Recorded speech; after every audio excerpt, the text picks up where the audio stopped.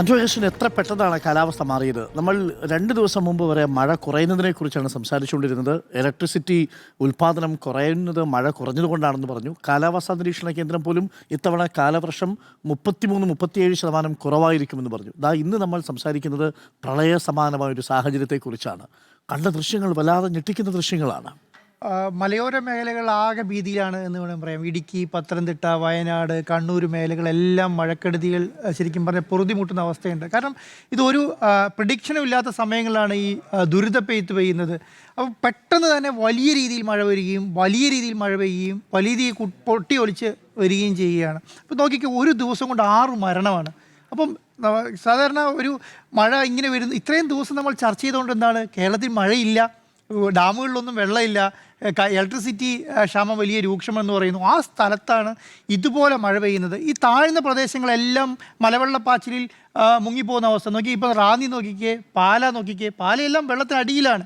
കാരണം ഒരു കടകളുടെയൊക്കെ റാന്നി ടൗണിൽ കടകളുടെയൊക്കെ ബോർഡിനൊപ്പം വെള്ളമാണ്, ബോർഡിനൊപ്പം. അതിനുള്ളിലുള്ള എല്ലാ സാധനങ്ങളും നശിച്ചിട്ടുണ്ടാവും.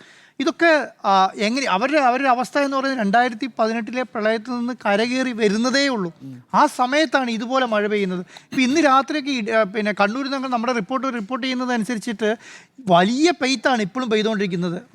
മലയോര മേഖലയെല്ലാം ഭീതിയിലാണ്. അപ്പോൾ അത് എങ്ങനെ ഇതിനെ തരണം ചെയ്യണമെന്ന് മലയോര മേഖലയിൽ താമസിക്കുന്നവർക്കും മഴ അടിവാരത്ത് താമസിക്കുന്നവർക്കും അറിയുന്നില്ല എന്നുള്ളതാണ്. അപ്പം നമ്മൾ ഈ പണ്ടൊക്കെ പറയുന്ന പോലെ നമുക്ക് ഓരോ തുള്ളി ഓരോ കുടമാണ് എന്നാണ്. ഏറ്റവും കൂടുതൽ നാശം വിതച്ച ഒരു ജില്ല സാധാരണ ഇടുക്കി, വയനാട്, മലയോര മേഖലയിലാണ് വലിയ രീതിയിൽ നമ്മൾ ആശങ്കയോടുകൂടി നോക്കുന്നതെങ്കിൽ ഇന്ന് കോട്ടയത്ത് കണ്ട കാഴ്ച, അതേപോലെ പത്തനംതിട്ടയിൽ കണ്ട കാഴ്ച, റാന്നിയും പാലായും ഏകദേശം വെള്ളത്തിനടിയിലായി എന്ന് തന്നെ പറയാം. പല മേഖലകളും ബസ് സ്റ്റാൻഡ് മുതൽ പ്രധാനപ്പെട്ട സ്ഥലങ്ങളെല്ലാം തന്നെ വെള്ളത്തിൽ. താഴ്വാരത്ത് മഴ പെയ്തിട്ടല്ല കേട്ടോ ഇങ്ങനെ വരുന്നത്, മലയോര മേഖലയിൽ മഴ പെയ്തിട്ടാണ് അടിവാരം വെള്ളത്തിനടിയിലാവുന്നത്. കോട്ടയത്ത് നിന്ന് ഏറ്റവും സങ്കടപ്പെടുത്തുന്ന വാർത്ത ആദ്യമെത്തി. പൂഞ്ഞാറിനടുത്ത് പയ്യാനിത്തോട്ടത്തിൽ ഉരുൾപൊട്ടലിൽ വീട് തകർന്ന് ഒരമ്മയെയും മകനെയും കാണാതായി എന്നാണ് ആ വാർത്ത വന്നത്.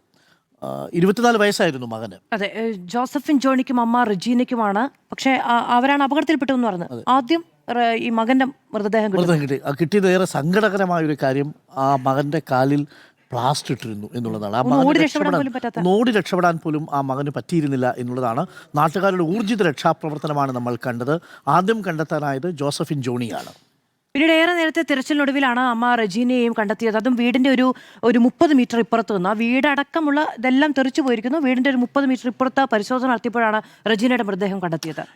നമ്മൾ ഈ കാലാവസ്ഥയെക്കുറിച്ച് സംസാരിക്കുമ്പോഴേ പ്രവചനാതീതമാണ് നമ്മുടെ ഇപ്പോഴത്തെ കാലാവസ്ഥാ സാഹചര്യം. ഇന്ന് ഞാൻ ടൈംസ് ഓഫ് ഇന്ത്യയുടെ പ്രധാനപ്പെട്ട വാർത്ത നോക്കുകയാണ്. Monsoon likely to below normal in August September. ഇതാണ് വാർത്ത. അതായത് രാജ്യത്താകെ ഈ മഴക്കാലത്ത് ഇത്തവണ കഴിഞ്ഞ ജൂൺ മാസത്തിൽ 35% കുറവ് മഴ ലഭിച്ചു. അതുപോലെ തന്നെ ഈ ജൂലൈ മാസത്തിൽ വരുമ്പോൾ 13% മഴക്കുറവ്. ഇത് നമ്മൾ ഈ മഴക്കുറവ് എന്ന് പറയുന്ന ഒരു സീസണിൽ കണക്കാക്കുമ്പോൾ മഴ വരുന്നത് പെട്ടെന്ന് ഒരു 3 ദിവസം 4 ദിവസം കൊണ്ട് മഴ ഈ ഒരു മാസം കൊണ്ട് പെയ്യേണ്ട മഴ ഒറ്റയടിക്ക് പെയ്യുന്ന ഒരു സാഹചര്യമാണ്. ഇത് ഇന്നലെ സംഭവിച്ചത് അതാണ്. നമുക്ക് കാലാവസ്ഥാ നിരീക്ഷണ കേന്ദ്രം ഓറഞ്ച് അലർട്ടാണ് പ്രഖ്യാപിച്ചത്. പക്ഷേ പ്രതീക്ഷിച്ചതിനപ്പുറത്ത് മഴ പെയ്ത സാഹചര്യമുണ്ടായി. 343 മില്ലിമീറ്റർ മഴ വടശ്ശേരിക്കരയിൽ പെയ്തിട്ടുണ്ട്. 24 മണിക്കൂറിനിടയിൽ 339 മില്ലിമീറ്റർ മഴ. ശരിക്കും പറഞ്ഞാൽ ഒരു മിന്നൽ പ്രളയം ഉണ്ടാക്കുന്നു എന്നുള്ളതാണ്.